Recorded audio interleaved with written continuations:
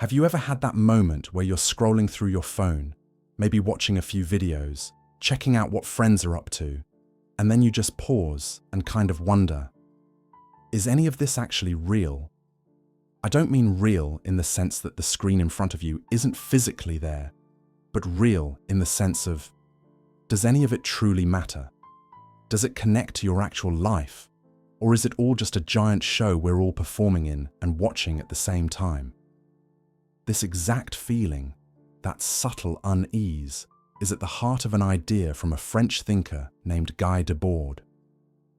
Back in the 1960s, he wrote a book called The Society of the Spectacle, and his big idea is probably more relevant to our lives today than ever before. So what did he mean by the spectacle? It sounds complicated, but it's actually a pretty simple, though deeply powerful concept. Debord argued that modern life has slowly been replaced by a representation of life. We don't experience things directly anymore. Instead, we experience them through images, through ads, through social media feeds, through the news, through the stories that brands and politicians and influencers tell us about who we are and what we should want.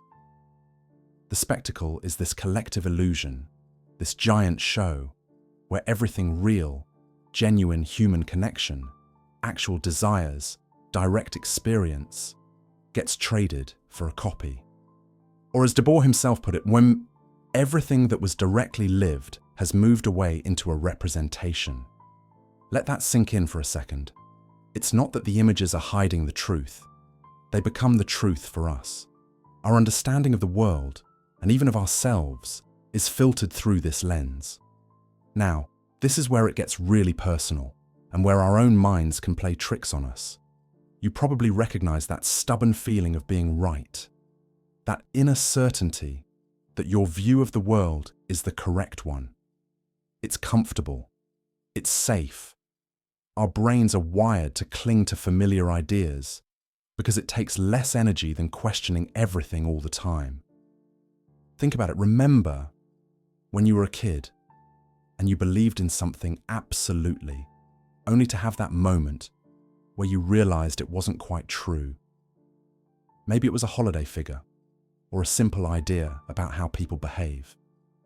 That moment of realization is a tiny crack in your own personal spectacle. It's a glimpse behind the curtain of the story you'd been telling yourself. We all do this as adults too, just with much more complicated beliefs.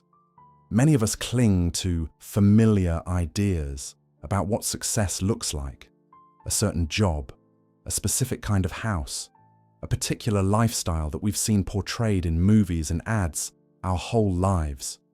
We chase these images, believing that achieving them will bring us happiness, often without ever stopping to ask if that's what we genuinely want, or if it's just what we've been taught to want. The spectacle provides us with a ready-made identity to step into. It tells us what is valuable, what is desirable, and what is important. And because everyone around us seems to be playing along, it feels completely normal. It feels like reality. This creates a natural tension inside us. On one level, our instinctive thinking just wants to go with the flow.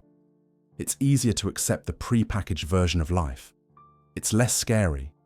But on a deeper level, there's often a quiet awareness, a little voice that whispers that something is off. It's that feeling of emptiness after binge-watching a series, or the slight loneliness after spending an hour comparing your life to others' highlight reels online. It's the sense that you're performing a role rather than living your life. That tension is the conflict between the spectacle and your authentic self. Debord isn't saying we're all just helpless zombies. He's pointing out the system we live within and showing us that feeling of unease is actually a sign of health. It's your real self noticing the illusion. The tricky part is that the spectacle is incredibly good at absorbing our doubts and even selling them back to us. Feeling lonely? Here's an app to connect you. Feeling inadequate? Here's a product to make you better.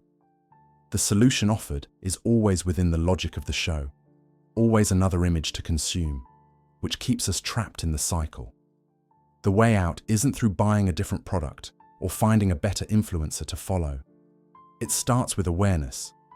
It begins the moment you question the image. When you ask yourself, do I actually want this, or have I just been told to want it? That simple question is a revolutionary act against the spectacle.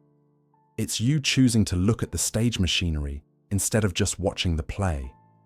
This cracks open the very core of our daily experience, revealing that our initial, simple understanding of the world is often just the surface layer.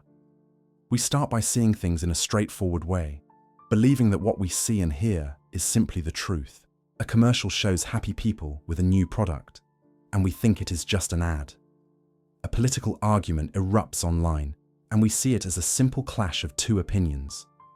A friend gets a promotion and buys a fancy car, and we see it as a clear sign of their success.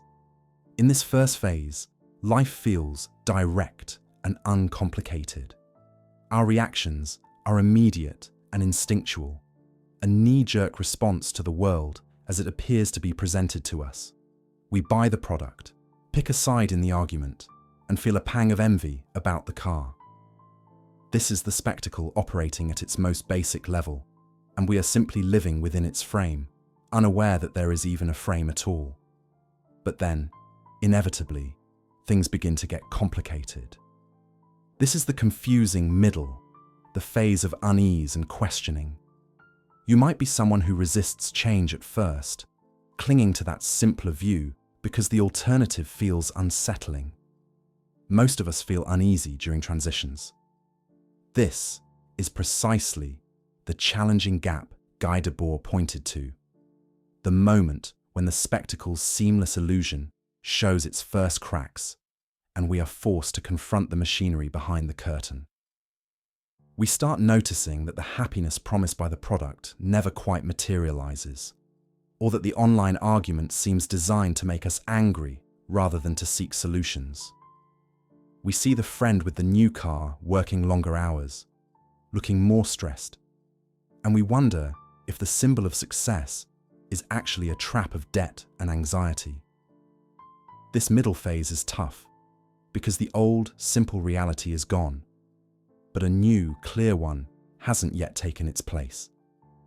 We are caught in between, aware that our knee-jerk reactions are part of the problem, but not yet sure what a thoughtful response looks like. You may catch yourself pausing before reacting lately, that moment of hesitation being the first sign of a deeper awareness breaking through. This period of confusion, while deeply uncomfortable, is not a sign of failure, but of necessary growth. It is the process of moving from a passive relationship with the spectacle to an active, critical engagement with reality.